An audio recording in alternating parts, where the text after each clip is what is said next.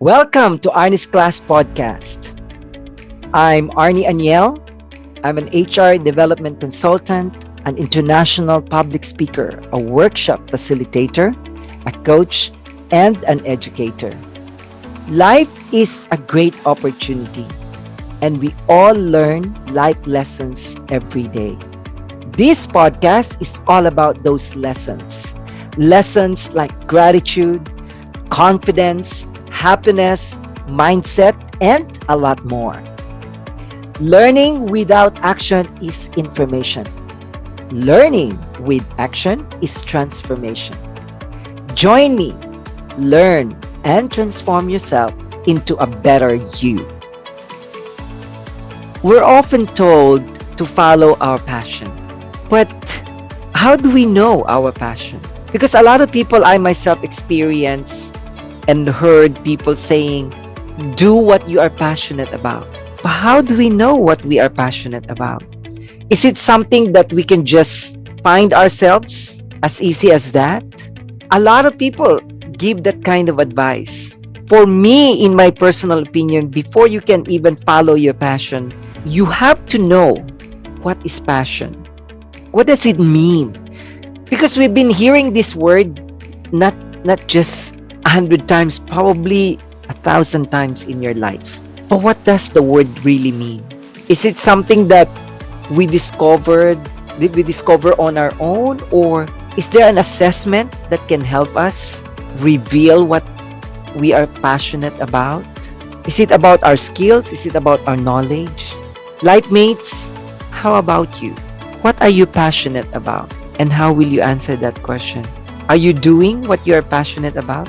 Listen to my special guest, and I'm sure he will help us to find what we are passionate about. It's not too late. And don't feel bad if you think you don't know what you're passionate about. Listen and learn. Life mates, welcome to another special episode of Arnie's Class. And in this episode, I have a very special guest from Trinidad and Tobago, but he is based in Georgia, in the US. He is a trainer, a public speaker, and an author of books Verse for the Day and Passion. He has been conducting seminars, workshops, and platform speaking for the past 41 years. You heard that right? 41 years in over 35 countries. Can you imagine? And he has written and developed seminars, workshops, including the Passion Workshop, Designed for Success, Unleashing the Power in You, and many, many more, which probably is going to mention during this interview. And what's more interesting about my special guest is that his mission is to help as many humans as possible be the best they were designed to be and change the world's perspective on work. I can't wait to hear what he's going to say. So please welcome my very special guest, Lincoln Kokaram. Lincoln, welcome to Arnie's Class. Thank you, honey. Oh, thank you. It's my honor. Thank you very much. Appreciate it. Yes. I'm happy to be with you this morning. And I'm very excited this evening on my part. Yeah. We're on different parts of the world. Technology is the best. Yeah. That's right. That's right. And I can't wait. So let's start this one, Lincoln, because with your vast experiences and knowledge, I'm sure I'm going to learn, and as well as my life mates learn a lot from you. So let's Okay. start. Yes. Yeah. Lincoln, how can people know what they were designed to be in this world? Well, I've learned, I'm a social and emotional intelligence profile coach, certified coach. And I've learned that, and if you think about it, 80% of how we behave is impacted by how we feel. So if we can get connected to our feelings, what do you like to do? What do you look forward to doing? And while you're doing it, you don't get tired. That's your gift. That's your calling. Find it. Find it and go for it. Too many people today in the world are listening to other people. Well, you should do this and you should do that and you would be good at this. And they're not listening to their own heart. I have a follow-up question on that, Lincoln. I Yes. really love what you said. Like, you listen to others, but you never listen to yourself. But the question now is how? How will I know? On behalf of my life mates, I'm sure they're thinking Yeah. now, how will I know what is it? What is I'm called for to do? The, like, for example, let me share my story, okay? When I came out of high school, my goal in life, the career that I wanted to pursue was to be an Air Force pilot. I wanted to go fly jets for the United Kingdom because Trinidad and Tobago was still a member of the British Commonwealth, and I had all the requirements to go be a cadet. And so I went to my mother and I said, "Ma, this is what I want to do," and my mother said, "No." At 18 years old, in that time, in our culture, you did what Mama said. She said no. But there is a divine, there is a God above that's guiding our footsteps. And sometimes he says no, and sometimes he says yes. And I'm a living testimony to see how he guide my footsteps. And then when you get connected with him, you listen to his guidance.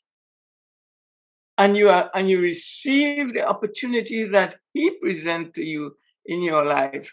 It's amazing what happens after that.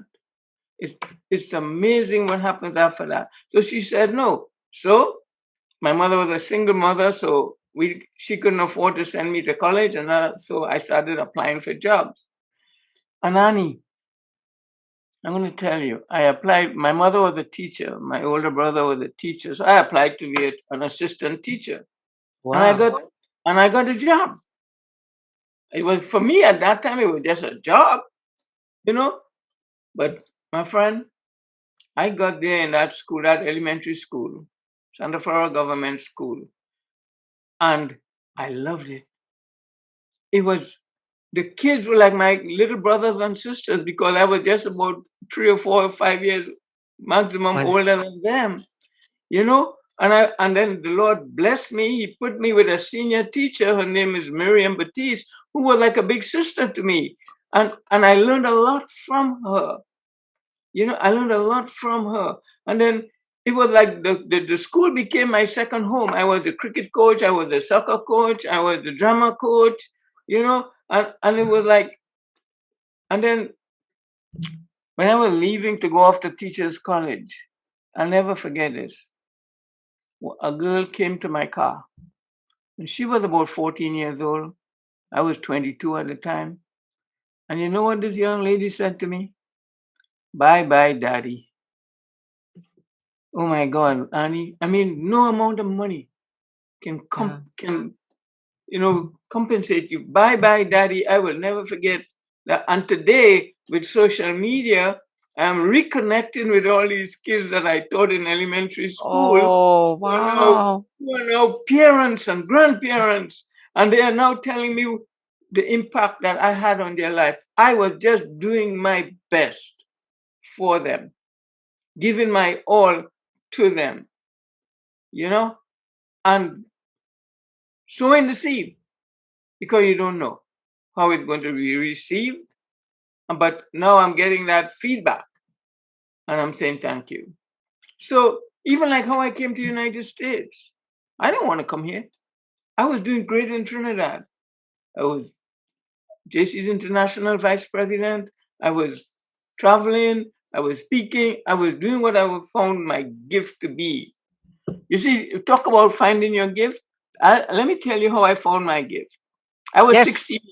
I I can't. was I want to know, how did you find your gift, Lincoln? Annie. I was 16 years old and in church in a little village in Trinidad and Tobago. And the church we used to worship in the schoolroom. We didn't have a church building. We were in the schoolroom. I was 16 years old at the time. And the members of that congregation were like my cousins, my aunts, my uncles, neighbor, my mom, my sisters, were more like an extended family. And what happened was the pastor, he had like about 5 churches that he had to go to on every Sunday. So he would send some substitute, and sometimes they wouldn't find a place. So this particular Sunday, I'll never forget this. This particular Sunday, the people would wait, and after about 15, 20 minutes, they get up and leave. So on this particular Sunday, honey, they got up and they were going to leave, and I got up. Like something came over me, and I got up and I went up in front and said, "Stop, stop! Where you people going? I mean, we got a hymn book. Let's sing some hymns. Let's say a prayer. Let's read some psalms." And honey, they sat down and we sang some hymns and we read some prayers, some psalms, and I preached my first sermon off the cuff without any preparation. And the sermon was on the Lord's Prayer, "Our Father who art in heaven." And that was how it all started. That was how it all started. But in retrospect, it started when I was a kid, like around 7, 8 years old, because my father would take me to the movies. And when I come home, I would put my sisters and my mother to sit down and I will tell them about the movie, repeat the movie, act the movie out to them. And so that's how I found it's the gift. Find out what your gifts are. And there are assessments. There are assessments. And if anybody in your audience would like to get a free assessment to find out what your spiritual gifts are, email me. I'll send it to you. Because and the assessment is more like a confirmation of what you already know. You know yourself. You've been living with yourself since you were a baby. You know what you like to do. You know what you don't like to do. Find out what you like to do. What gives you joy? What gives you passion? But Lincoln, yes, they will say like, yes, I want to do it. But what if all the people around them say no? No money, you're not going to be rich, you're not going to have the money in order to survive if you follow what your heart is telling you to do.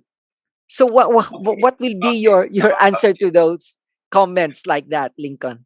I told you how I come to the United States, right? I was vice president of JC's International in 1984, campaigning for executive vice president. In June of 1984, I get a phone call from the Secretary General of JC's International, at that time was based in Coral Gables, Florida. And the conversation went something like this: "Hey, Lincoln, how's it going? Those are some of the first words that comes out of my mouth when somebody calls. What can I do for you?" And he said, "Well, we know you're running for executive vice president, and we know if you run, you're going to win. Everybody like you. You've done a great job for us. But," and when somebody is having a conversation with you and they say, "But," you better put your antenna up.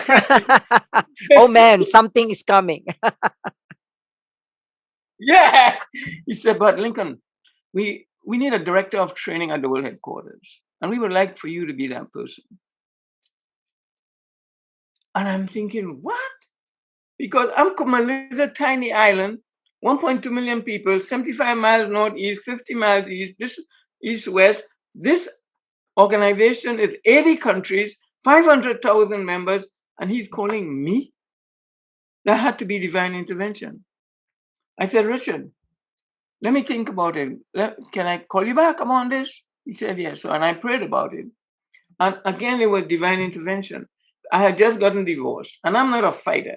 I walked away from everything. I was starting all over again. And I was all good. And I prayed about it, and I got the sense the Lord said to me, "Go, you need a break." Cut a long story short, March 7, 1985, I landed in Miami International Airport with 2 suitcases in my hand, and the rest is history. Wow. Now, talking about people telling you, "No, where you going? You got it all made here. You have all your friends, all your connections, all your family here." But I felt called. I felt it. I'm glad that I listened to the call of the Holy Spirit. And I came to the United States, and the rest, it's like he just blessed me. He protect me. He gave me the wisdom to do things that I've never done before. So listen and be patient and wait. And that's just one instance that brought me here, and I'm still here. What, 85? This is 37 years later. I've been back. I like to go back home. Home is where your heart is where you, but this is my home now. And I've seen so much opportunity, how I find things, how the phone, when the phone rings, and I get an email from Annie and said, yeah, I want you to agree for you to be my guest. I mean, people, sometimes we got to let go and let God. Let go and let him have his way. He created you. You didn't create him. Some people tend to want to be in control too much. You didn't control when you were born into this world. You have no control of when you're going to leave. You have control. Like a company called me up once and say, hey, can you do a workshop for us on time management? I said, you can't manage time. You can manage how you use time. Because anywhere in the world, 60 seconds make 1 minute. And once that second is gone, it's not coming back. You can manage how you use it. You can't speed it up, you can't slow it down, you can't save it up, but you can manage how you use it. Sorry to cut you there, Lincoln. I totally agree with you on that because I also do and conduct workshops and trainings. And I also, when people ask me, Anya, can you do a workshop on time management? I always tell them that time is 24 hours. It's the same for everyone.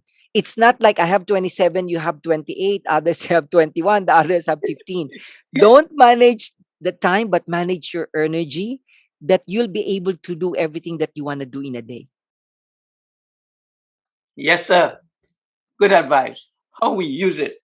And I have 2 tips to share with your people on how to use the time for the best. I do COVID's productivity workshop, and 2 things, just 2, important and urgent. Everything is not important and everything is not urgent. And you got to match the important with the urgent. Every day, things will come up. Is it important? And can I do it? Do I need to do it right now? Focus on what's important and what's urgent. And sometimes it just might be make a phone call to a friend. Is that important? Is it urgent? Have you spoken to him in a little while or her or your parents? Is that important or urgent? What's important and what's urgent? And then I learned a lesson from a vice president that I worked with a long time ago, and it's the WIN formula, WIN. What's important now? We live in a now world. Yesterday is gone. Tomorrow is not, you're not even sure about tomorrow. It's coming, but you're not even sure about it. Too many people crucified today between 2 thieves, yesterday and tomorrow. Make the best of now. Like right now, you are my main focus, Annie. I have other things to do later on today, but you are my main focus. That's the thing. When I coach salespeople, I tell them the person in front of you is the most important person at that time. I couldn't agree more, Lincoln. I couldn't agree more. And I really like that when you said 2 things, important and urgent. Now, my follow-up question from what I asked at the beginning, we've heard passion over and over again. And a lot of people, a lot of coaches, Lincoln, we always say, find your passion. Find your passion. But a lot of people, they say it's not that easy.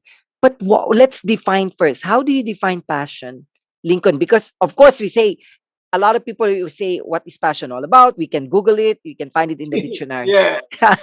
But for you, with your experience and knowledge, how will you define the word passion? Good question. And I want to tell you how this came in my head, okay? I remember the moment where I was sitting, what I was doing when this came in my head. It was September of 1995. I had just moved to Houston, Texas. And a friend of mine got 2 tickets to a football game. Professional, American football, not Thai football. American. Yes. And it was Houston Oilers playing the Miami Dolphins.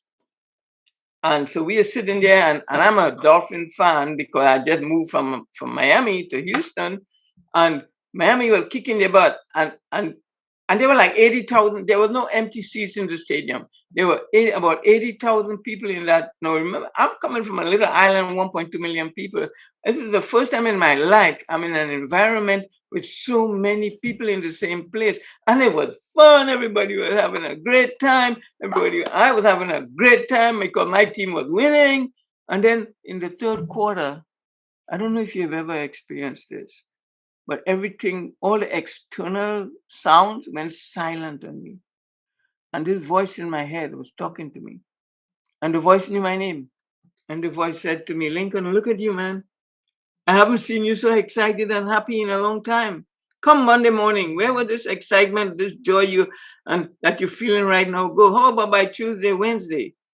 And the voice said to me, Lincoln, what if you could find a way to bottle how you're feeling right now and apply it to what you do every day? And Annie, that's when the seed was planted in my head. And that was 1995. It was not until 2001 that I sat down and put pen to paper. And Annie, the pen just flowed. I did not have to do any research when I wrote that book with passion. And the Lord, it was a gift direct from the Holy Spirit to me. P, in passion, take pride in what you do. And this is not a hoity-toity, I have a bigger car than you, I have a bigger house than you, I make more money than you type of pride. No, this is a personal pride. I did my best today. I did my best today. I gave it my all today.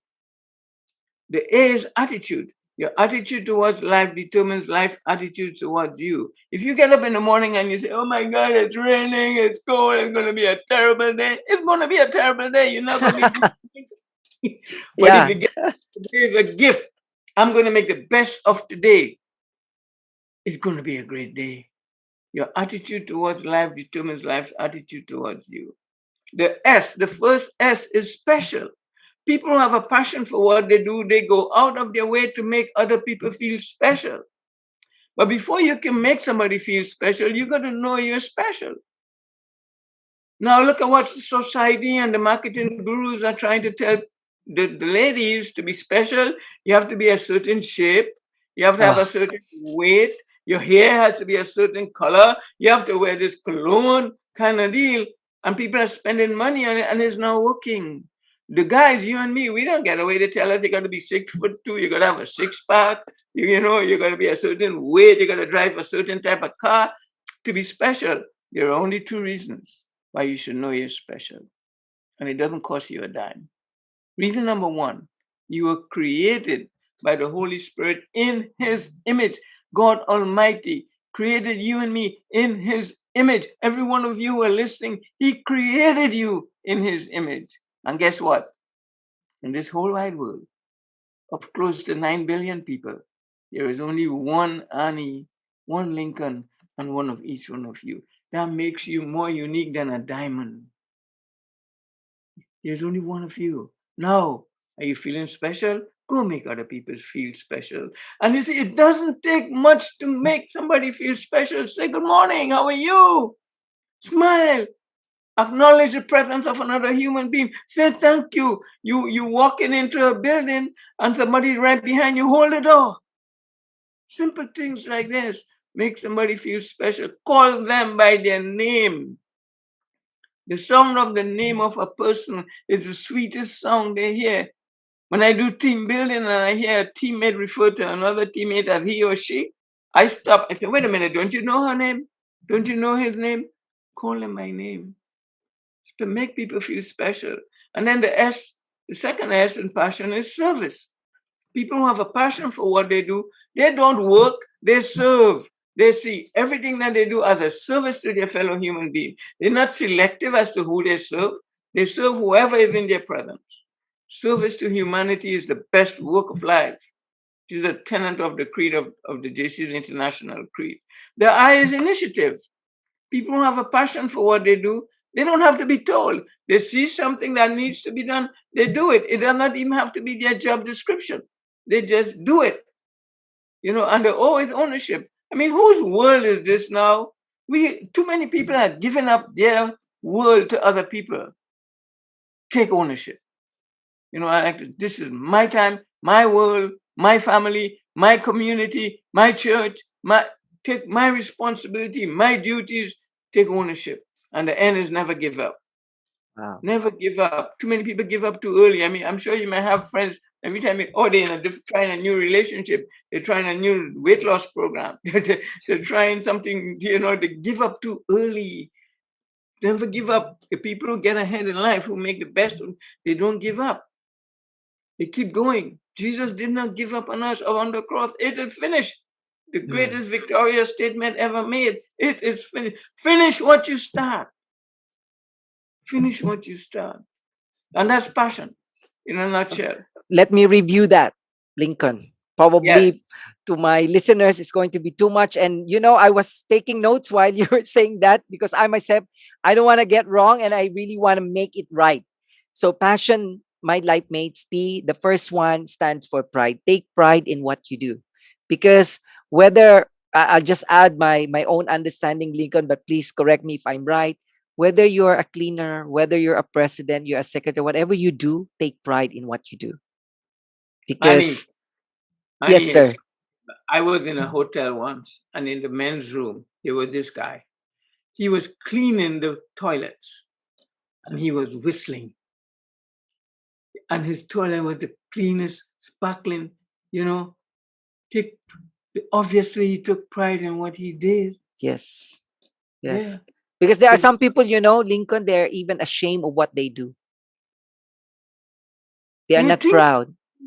right. And then some people, they make the excuse, well, nobody recognize what I do. Nobody Yeah. say thank you. But you, like I tell people, think about a Lamborghini. It's a pretty car, $200,000 car. People see the wheels, they see the lines of the car, they see the color. But you know what? In that engine, there's a fuse. If that fuse is not doing what it was designed to do, that car is not going anywhere. Nobody sees the fuse, nobody recognizes the fuse. But if be a fuse, be a fuse. Yes. There you go. Thank you so much, Freddie. The second one, again, I couldn't agree more with this one, attitude. Because, man, your attitude, whatever attitude you have, and if you think it's not helping you, consider it now. It's not too late to change because, no one can change that except yourself. Amen. It comes from within. So, and I totally agree with Lincoln their attitude because for me attitude is everything. Yeah, it all starts right here. Yes, if you think your day is bad, then it's bad. If you think it is bright, then it's bright. Thank Amen. you. Yes. And think about it, Annie. On everybody's computer, they have a virus protection program, right? Software. What does that do? That get rid of the junk that comes in. Yeah. Similarly, you install your own antiviral, anti-negative thought protection in your head because we don't have control over the thoughts that come to our mind. We have control over which thought we would entertain, which thought we would delete. Yes. And to think the brain doesn't know which one is real and which one is imagined. Right. So you have the power to just put positivity instead of negativity and all those bad things in your head. Your Amen. brain follows what you say. So that one. The third is the first S, which is special. You are special. I am special. Lincoln is special. All of us are special in our own way. You don't have to be special as the same as other people. You Mm. are who you are. You are what you are. And stick to that because being special, you'll be able to have or to do special things in life that no one else can do. Yes, too many people are comparing themselves to other people and trying to live other people's lives instead of living their own life. Yes. Yes. There's only one Lincoln in the world. Be the best you were designed to be. Yes. And only one Can you Arnie, of imagine? course.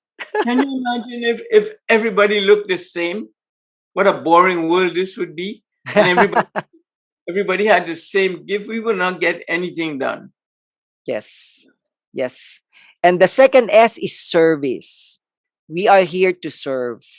And of Amen. course, you do not say that, oh, I'm not a servant. It's not being a servant. Service doesn't mean you're a servant. Service is you. If you think like that, then you're in big trouble. Yep. Yep. So better serve others. And of course, it's not good to serve, but you're thinking of something in return. Don't expect something in return. Served, and then something will, oh wow, it will Give. return to you, not even 1,000-fold, but probably 1,000,000-fold. Yes, sir. A serving heart will always win. And then, of course, we have the letter I, which is initiative. Sometimes you just keep on waiting, waiting, and waiting, but nothing will happen unless you do something. And if you think, especially nowadays, they said sometimes you don't have to wait for the opportunity, create the opportunity because you have that power to create the opportunity. No one hires you, present Mm. yourself to them. Yep. And oh, ownership. And I believe this is also an important thing that you should have, because sometimes you do things but because you have that, like for example, people who works for a company, Lincoln, sometimes they think, I'm not the owner, it's okay, it's not my money anyway. And then later on they will realize when the company turns to be bankrupt, then you're affected. Then what happens now? Yeah. You don't have to own the company to own it. And the last one is, of course, never give up. We heard it not just 1,000 times, but for sure 1,000,000 times. Because if you give up, that's the end. Mm-hmm. Yep. Well, what else can we do if you give up? Whoever says you can do it, you can do it. But if you yourself cannot cheer for yourself, I don't think something can happen. Annie, Wayne Gretzky, who is a famous hockey player, made a statement that resonated with me. And he said, you only miss 100% of the shots you do not take. You only miss 100% of the shots you do not take. Keep swinging. Keep swinging. Yeah. Yes. Whatever you do. Now, Lincoln, you shared to us the meaning of passion that you had for a long, long, long time. So now how can they put that into practice? Good question. How can we put that into practice? Yes. You see, the thing about some people have not discovered yet that the human creation is the only creation that was given the gift of free will to choose. It's a choice, Annie. It's a choice. So in fact, again, if I have a little, I call it my passion meter assessment that when I do the workshop that I send out to people, and I'm just going to tell you what there are 10 things you measure. The first one is I look forward to going to work or to church or wherever it is. I look forward to doing it. Like I play golf on Fridays, I look forward to that. Okay, I sorry, enjoy. Lincoln. So they have to answer it's either yes or no, right? No. I don't believe in yes or no. You have to say all the time, most times, I sometimes, see. or never. I Yeah. see. Okay. And then I enjoy what I do. For example, people, when I was single and living by myself, I never make up the bed until I'm ready to change the sheets. And my philosophy was, my reasoning was, I'm going to go back in that bed tonight. Why should I make it up? And then I got married to my wife, Vilma, my current wife, Vilma, and she's a neat freak, people. I mean, and the bed, so we had a deal. Whoever gets off the bed last, make it up. So you know who was getting up first every morning. until until one Saturday morning I slept in. So now I'm looking at this bed. And then I'm thinking, you mean I gotta do this? I don't want to do this. This is a waste of my time. These are the thoughts that are going through my mind. And then I said, wait a minute. I'm going to show this girl how to make up a bed. Now, people, this bed had 14 pillows on the bed. I am not making this up. And they were 14. all 14, and they were all arranged, and the comforter and everything. So I'm looking at it, and you should see me that morning, making sure there's no creases in the bed, making sure every pillow is right where it's supposed to be. And I step back and I look at it and I give myself a round of applause. Yes. You see, that's the other thing. We don't celebrate enough. We're waiting for the big thing to happen instead of celebrating the little things. Now that I'm semi-retired, I'm working from home, I get to do it every day. So the little, enjoy, it's a choice, Annie. Yes. It's a choice. Yes. And we are the only creation that have been blessed and given that gift of free choice, free will to choose. Choose joy, not sadness. Choose happiness, passion. Yeah.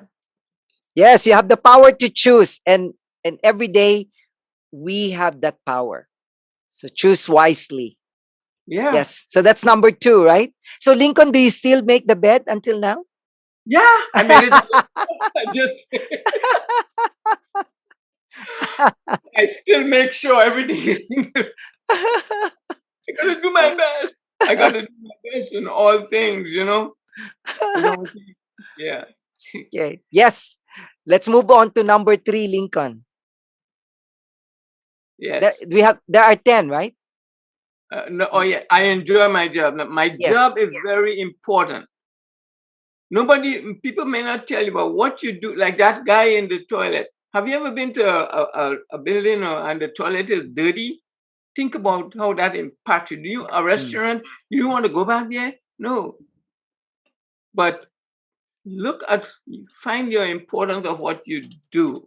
Like, for example, like I talked to some IT people and they're in the back room and they're doing the software. Nobody sees what they're doing, and but we need to let them know that their job is so important to maintain that service, to serve the customers and the clients.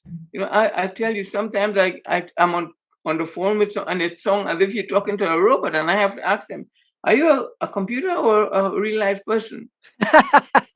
You know? So, if what you do is very important. If otherwise you would not be paid to be doing it. That's right. That's right. Yeah. And then Lincoln, I'm sorry before you continue. And Lincoln, some people they fail to connect what they do to the success of the company. They feel, oh, I'm just a cleaner. right. But people cannot work with a very dirty environment. No, no, no. Like when I do this workshop, I have a video of a guy who I used to work with, and he managed the break room, Eric, and he was kind of autistic a little bit, but this guy took so much pride in what he did, so much pride in what he did, and he talked. I see this guy, he would bring, the sugar packets. Yeah. Just dump them in the tray. He makes sure that they were well organized and the label was facing forward. And I looked at him and I see how he operates. And yeah, I tell you, man. And Eric he touched more people than the CEO of that company every day. Every day. So think about it, you go to the break room, you want a cup of coffee and there's no coffee. How are you feeling now? How does that impact your performance? Kind of deal. And when Eric was off because the place was dirty, you had to make your own coffee kind of deal. Not organized. Yeah, organized. So what you do is very important. If it was not important, you would not be doing it. You would not get paid to do it. You are needed. Yes. Yeah. And again, people are comparing themselves with other people. Not everybody can be in sales. Not everybody can do what you're doing. Yeah. That's why we go back to the first letter S in passion. Special. You are unique. Unique, one of a kind. Yes. Limited edition.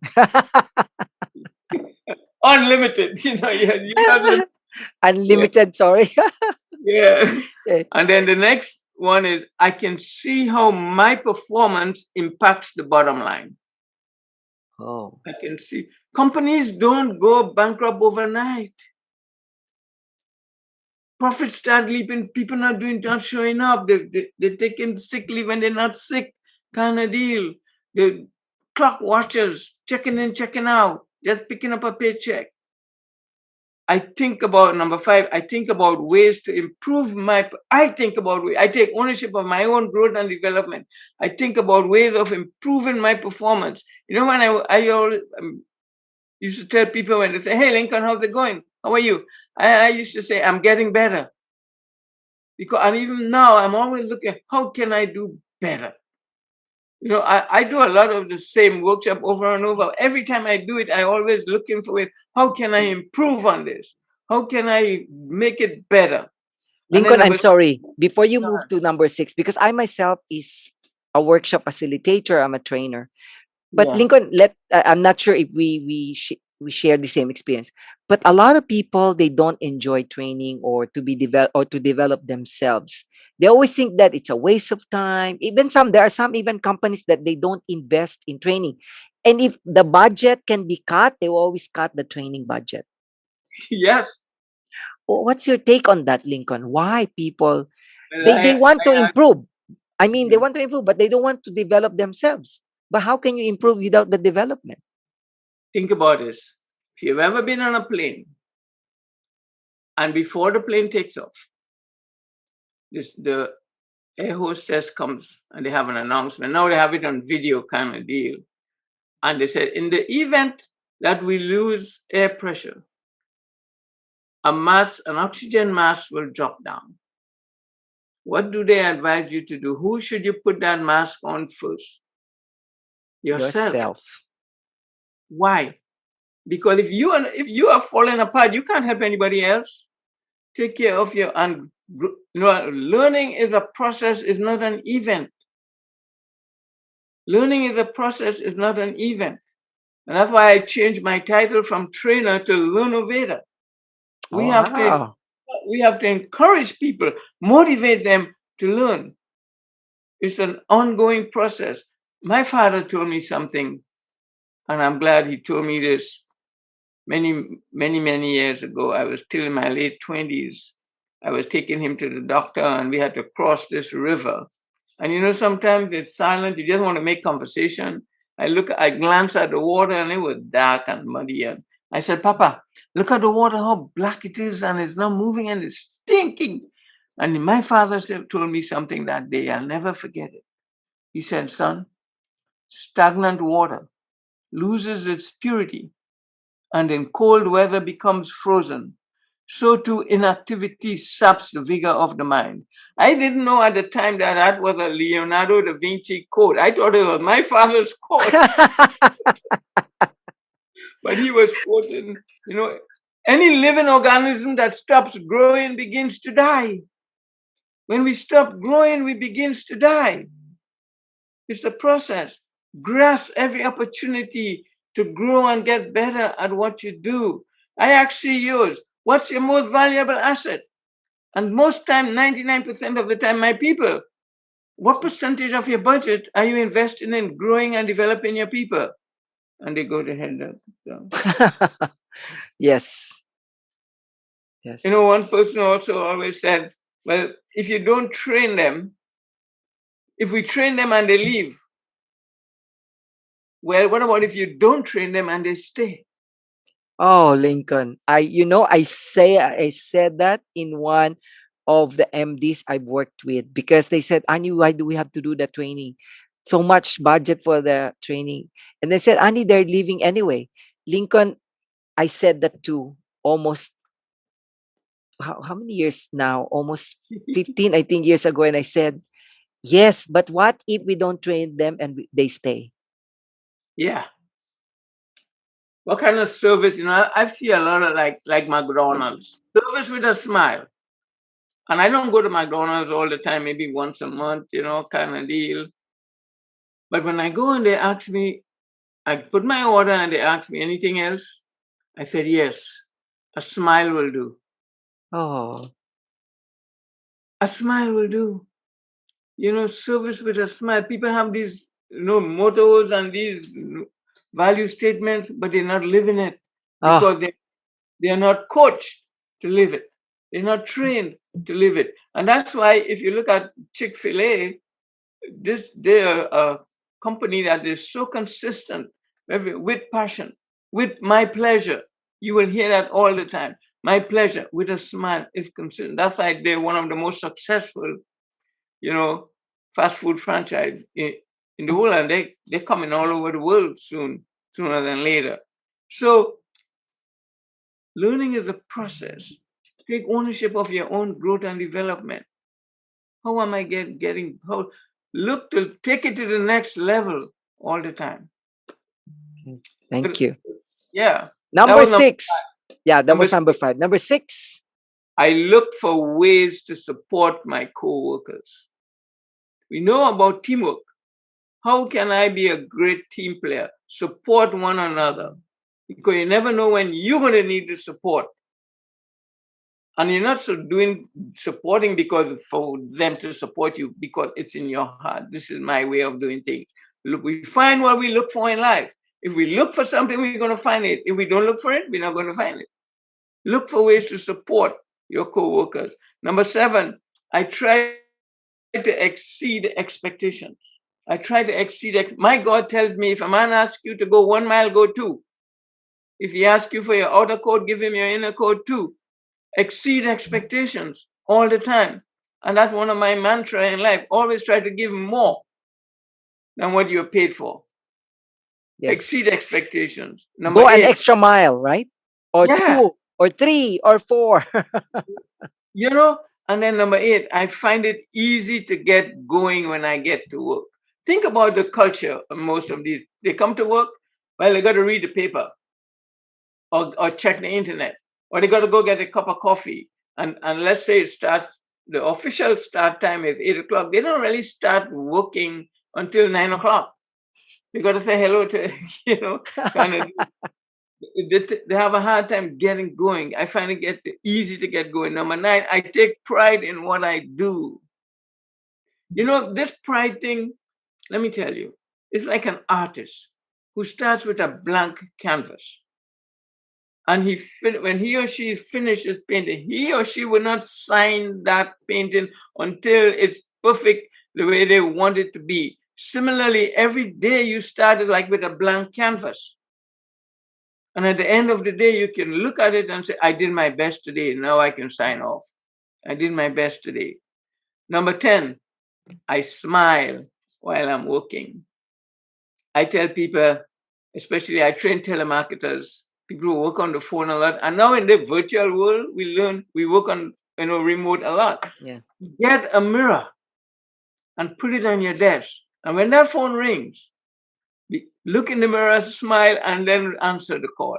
Or if you're about to make a call, look in the mirror, smile, because that smile, when you put a smile on your face, it will come out in your voice.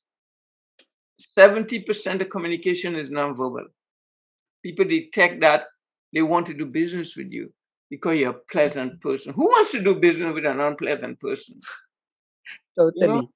And I have a follow-up. I have a follow-up on that, Lincoln. What if they said, "Oh, I'm having a bad day. How can I smile? I have a lot of problems, everything at home, and now I'm here at work. Oh, Lincoln, how can I make that smile?" It's a choice. It's a choice. Do not let circumstances steal your now. I'm not home now. I'm at work now. I'm in a different environment now. You see, we have that gift to separate, to compartmentalize.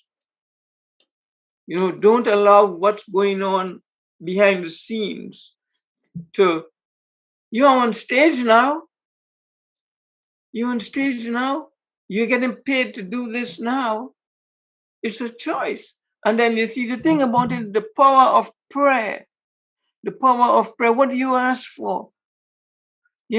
Ask for strength, ask for faith, ask for trust, ask for encouragement, ask for wisdom, ask for the confidence to separate what's happening. This too shall pass. Don't allow what somebody said to you on your way to spoil your whole day. Come on. You know, like some people, they come to work and they say, "What happened, man? Well, this guy cut me off on the road this morning." I said, "But he's gone. You're here now, right?" They still carry the luggage. Yeah. But Lincoln, when you said about the smile, you reminded me of the saying something like, "Don't let the world change your smile, but let your smile change the world." I love it. I love Yeah. it. So, I love someone it. said like that. I can't remember the name, but when you're Yeah. talking about I love smile, it. it's a choice. I love it. I remember that quote. Yeah. Yes, yes, of course. And smiling can make as just like what you said, like before you pick up that call, smile first, because they can feel that from the voice. And even if your smile is fake, it will change your mood. It will change the way you feel. Yeah. You smile at somebody, they smile back. You frown at them, they look away. They, and it's proven that people who laugh and smile a lot, they don't get wrinkles early in life, kind You of get deal. the laugh lines, Lincoln. Yeah. The proof that you've been happy, that you smiled, that you laughed. Yeah. Yes, sorry to cut you again there. So are we on number 9, Lincoln, or number 10? That was number 10. That I was number smile 10? while I'm working. Oh, Yeah. wow. Yeah. Wow. Lincoln, can you just read one more time? I didn't have the time Yeah. to really list down. Number Just, 1, yes. I look forward to going to church, to work, to what. I look forward to it, whatever it is. Number 2, I enjoy what I do, my job. Number 3, my role is in life, my job is very important. I'm here for a purpose. Number 4, I can see how my performance impacts the bottom line. Number 5, I think about ways to improve my performance. Number 6, I look for ways to support my coworkers. Number 7, I try to exceed expectations. Number 8, I find it easy to get going when I get to work. Number 9, I take pride in what I do. And number 10, I smile while I'm working. Thank you. Thank you. Lincoln, have you ever met or helped someone who followed their passion and after a while they failed? Hmm. Well, again, life is not a bed of roses. I'm not going to tell you everything is going to be happy and jolly every day. It's how we respond. It's how we respond. You see, we human beings are naturally wired to be reactive. What I have learned is to hit the pause button and choose what's the best response to this person, this situation that's happening. And until I find out the best response, I'm not going to say a word, I'm not going to take action until I find what's the best response. And it doesn't happen all the time, but more time now. Less reacting, more recalculating is one of my things that I like to think about. When we coach social emotional intelligence, there are three main responses. You can either fight for or against a situation, or when I say fight, this is not a physical fight. Yeah. Standing up for something, speaking up for something, that type of fighting. Or you can freeze. You don't, there are some people that feel they're compelled to have to say something about everything. You don't have to. Sometimes the best response is silence. And the third response is walk away. Walk away. Think about this world where you have so much crime and rash killing. Yesterday, oh Lord have mercy, yesterday in a little bit town in Texas, 18 kids Yeah. in an elementary school were shot. This person, he didn't think, he reacted. He reacted. Road rage, walk away. If more people learn to walk away, we will have more peace in this world, more production. So freeze, speak up when you need to speak up, and walk away.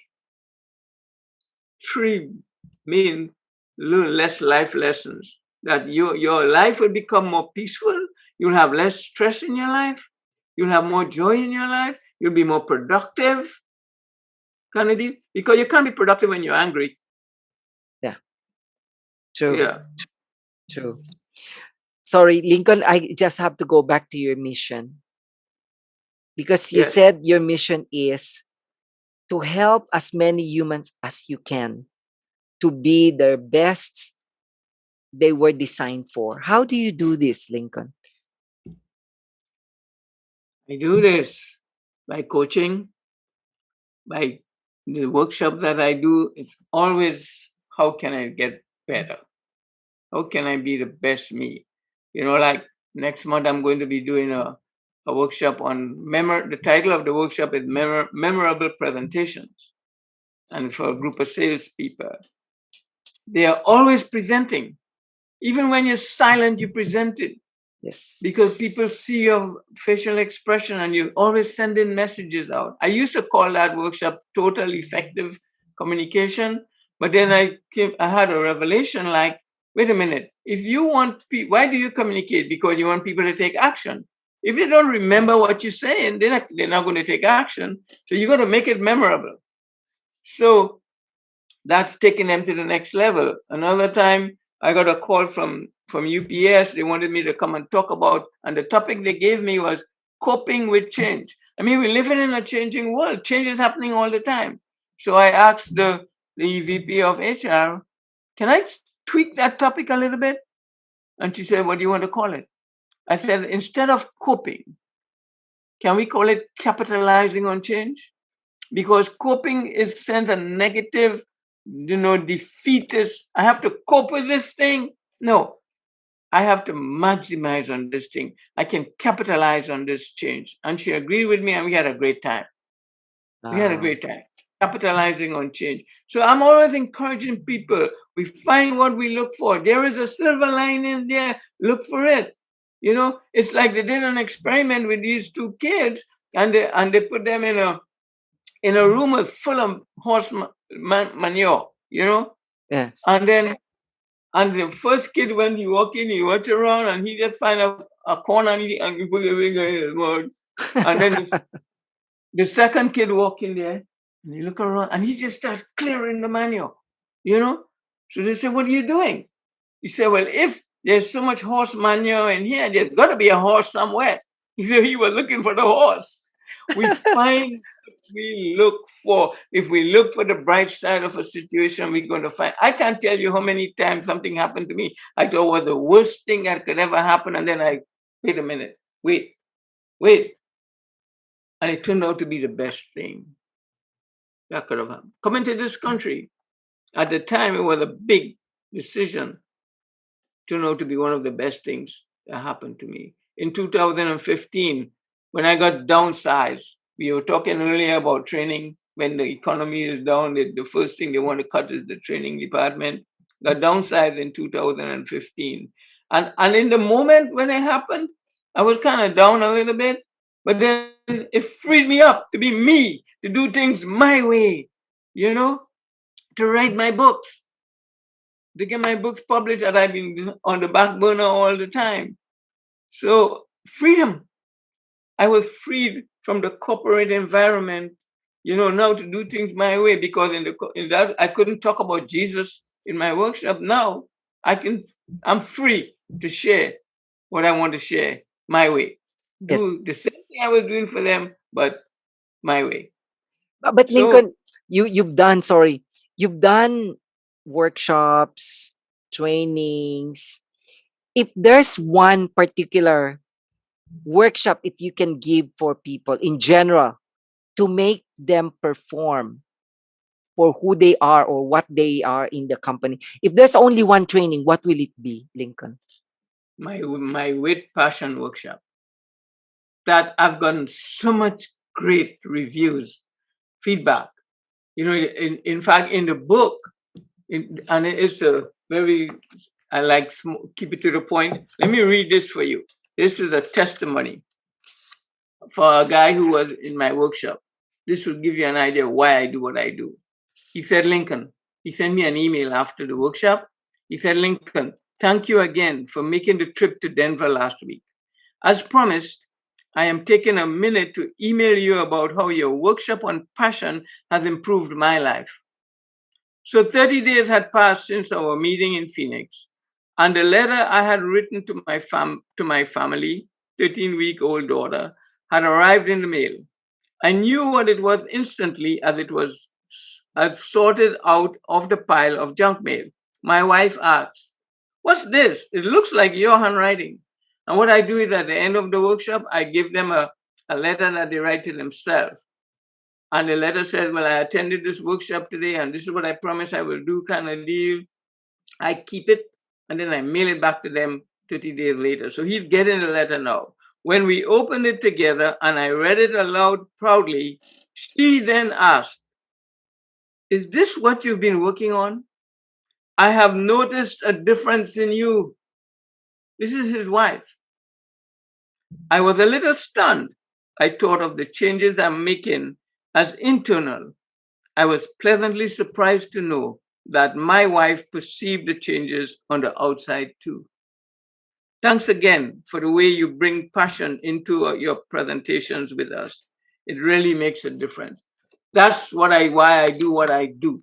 That's why I do what I do. It makes it to make a difference in people's lives.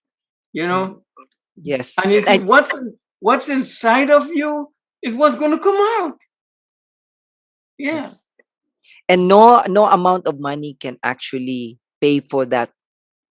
No money can tantamount to that kind of compliment. I can totally relate to that, Lincoln. Yes, sir. And you know what? One of the things I've always wanted to do this, and I'm going to do it. I'm going to do an online workshop with Passion Workshop, and I'm not going to charge anything. The fee is going to be whatever. That's the fee. Whatever you want to pay, that's the fee. You know, it's not about the money. I love what I do, and it's a gift. I'm giving it back. Whatever you want to. In fact, if you go on my website, you will see there's a drop down coach on demand. I'm a coach on demand. I don't sign contracts with people because everybody's an individual. Some people might just need half an hour with me or an hour. Some people might need 3 months with me. I don't know that. So I can't tie you down to that. You know best what your needs are. I'm here to help you to achieve your goals and your needs, not mine. Yeah. Wow. Lincoln, I have 3 standard questions that I ask my guests. And Okay. I'm very interested what will be your answers to these questions because yeah, you know, wisdom comes with age. For me, at least for me, in my opinion, as we grow older, well, the others, I'm not sure, but most of the people I know, the older they get, the wiser they become. So, my first question, Lincoln, is with your experiences, especially in training, developing people, coaching, and you've been into different countries, you've met a lot of people. What do you consider the greatest lesson you've learned in life? The greatest lesson that I have learned is, learn to listen. Learn to listen more. Learn to listen more. Find out what people want and give it to them. Diagnose before you prescribe. Diagnose before you prescribe. And for me, in what I do, I customize what you do to suit the person. It's not about you, it's about the other person. It's so much joy when you serve other people. Lincoln, Service. can you share how did you learn that lesson of listening? Well, you know, listening, I look at how the human body is designed. 2 ears, and this is my 10-second effective listening with seminar. 2 ears, one mouth, which is a subtle indication that we should listen twice as much as we speak. Listen twice. Too many people speaking and talking is more popular than listening. It's not about the popular thing, it's about the results. It's about the results. So listen more. Communicate. But Lincoln, how will you train people to listen more? Because actually listening, we never learned this or studied this at school or No? universities. Right. In fact, I do teach a class on listening. Can you I give do. us one at least or two techniques on how we become Again, better listeners? to listen. First, my mother told me, don't say something until it's a good thing, a positive thing. So listen, ask questions and listen, but then ask W and H questions. What are you thinking about? What would you like me to do? When would you like me to do this? And listen. Don't assume. Think, what happens when you assume? Yeah, I know. It Don't will lead you to trouble. Exactly. So I diagnose before. What exactly do you when you're not sure? I like to tell people there are three words that are popular words that I like that I live by. The first one is clarify. The second one is clarify. And the third one is clarify. Because don't assume you know. You know how many times I get in trouble with my wife because I think I know what you want me to do and I do that. I didn't ask and listen. Yeah. Wow. Thank you so much. So much technique there. Lincoln, the second one. You mentioned earlier that we make choices. It's about your choice. And of course, we have the power to choose. Lincoln, I know you've made choices in life. Mhm. Difficult, easy choices and decisions. Can you share one decision you made in the past and has a huge or massive impact on who you are now? But I would say the decision to pack up, walk away from all that I had worked for and built up in Trinidad and Tobago and come to the United States in 1985 was one of the most impactful, life changing events in my life. I never dreamt growing up that I would be living in this country, that I would get to visit all these countries, like where you live in now, Thailand, Indonesia, Bangladesh, all these Japan, Korea, Canada, all these places and have the opportunity to share with other people, to coach and learn and mentor, and also to learn from them. I never thought I would have that opportunity. That was one of the best decisions that I ever made in my life. Wow. Yeah. And getting the opportunity so many people, to touch so many people is what a blessing. What a blessing. And Yeah. you are a blessing, Lincoln. Thank you. Thank you. Thank You you. are a blessing. Lincoln, I know you already wrote 2 books. My Hmm. next question is, if you or someone else will write a book about your life, what will it be and what will be the title? Hmm. The title will be According to God's Plan. I actually did a keynote to a men's group once, and that was my title, According to God's Plan. And I shared my story of how I was born in an ajupa. You know what's an ajupa, right? It's a Yes. mud hut with covered with leaves. We didn't have a toilet. We had an outhouse kind of deal. My mother didn't have a stove. She had what we call a chula, which she cooked with firewood, and it was the best food, man.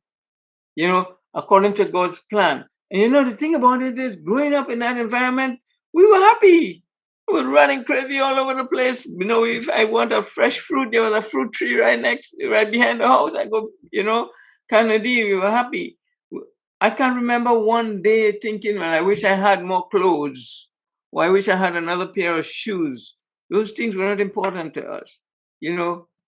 And then the Lord took me, according to His plan, out of that and I see how He blessed and blessed and blessed, and here I am now in United States, you know, and I'm 72 now, but I can do almost everything that I can still go play a game of golf kind of deal. My memory is still with me. I can still speak. and do what I love to do, you know. So yeah, that will be the thing according to God's plan. I didn't plan when I come into this world. I didn't plan who my parents will be, who my sisters and brothers will be, which country I will be born in. I didn't plan that. I didn't even plan to be in the United States.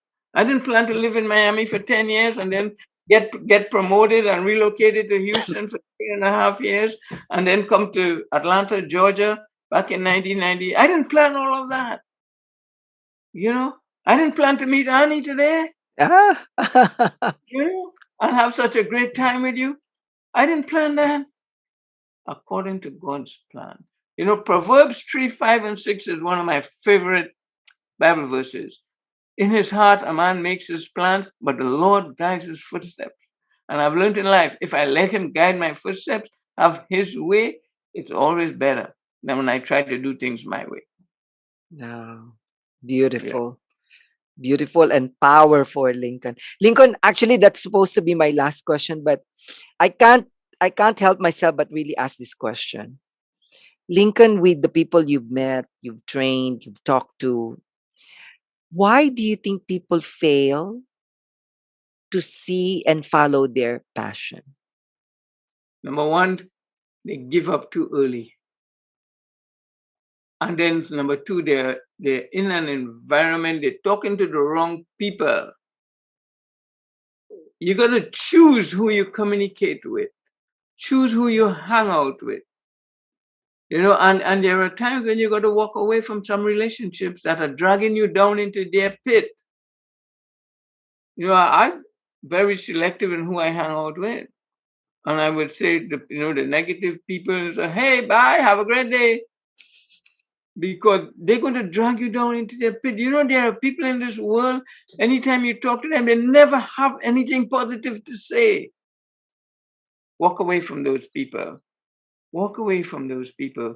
They're going to drag you into their pit and they're going to come, I read something in a book once and it said, never argue with an idiot. Yeah.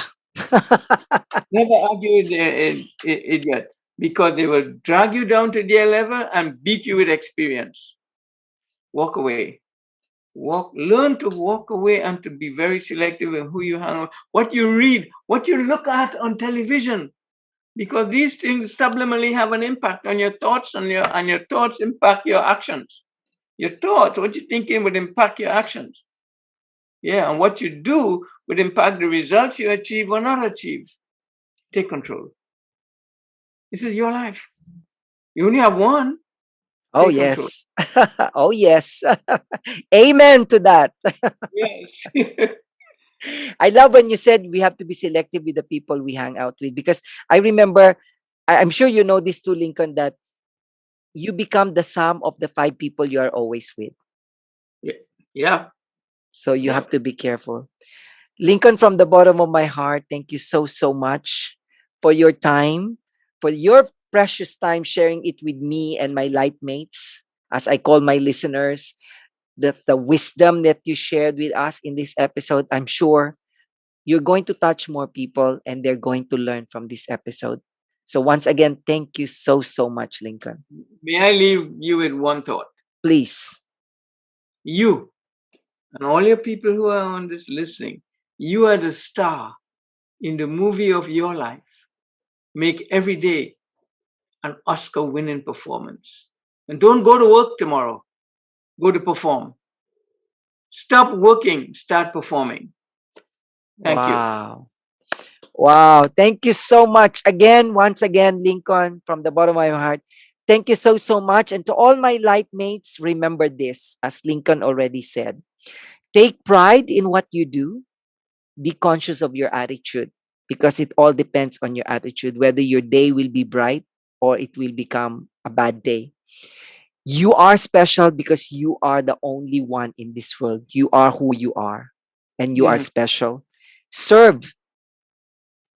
And as you serve, take initiative and ownership. And never, never, never give up. Never give up. Yes. Thank you so much once again, all my life mates. Listen and learn.